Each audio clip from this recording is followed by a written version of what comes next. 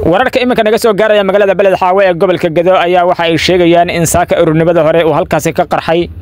dagaal xoogan u dhaxeeya ciidamada dawladda iyo sidoo kale maleeshiyaadka amar qaatay Axmed Madoobe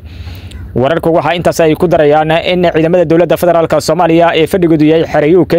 ee gudaha magaalada Beled Xaawe ay saakay ururnimada hore weerar xoogan ku qaadeen goob ay isku urursanayeen maleeshiyaadka ka amar qaatay Axmed Maxamed Islaam Axmed Madoobe taas oo lagu magacaabo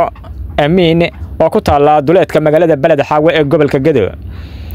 ciidamada dawladda federaalka Soomaaliya ayaa halkaasi ku soo afjaray maleeshiyaadkii iyagoo qaar kamid ah gacanta lagu dhigay sida arkaysan badawadayaal qaar kamid ah ayaa nolosha lagu qabtay iyagoo la jeebeeyay waxaana loo dhaadhiciyay xabsi weyn oo ku yaala magaalada Beled Xaawe qaar kamid ah ayaa xuduudka ka tilaabay oo markaasi waxay u carareen dhinacaas iyo xuduudka Soomaaliya uu la leeyahay dalka Kenya gaar ahaan magaalada Mandheera ayaa la soo warinayay inay aadeen maleeshiyaadkan ka tirsan ciidanka maamulka Jubbaland ayaa waxa la soo warinayay maalmihii ugu dambeeyay ay fariisimo ka sameysteen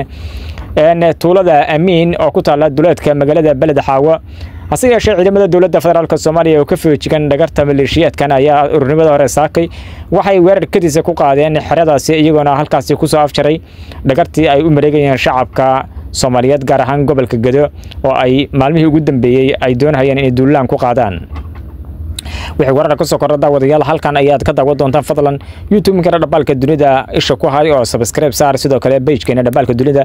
soo follow garee aad ba u mahadsantahay daawade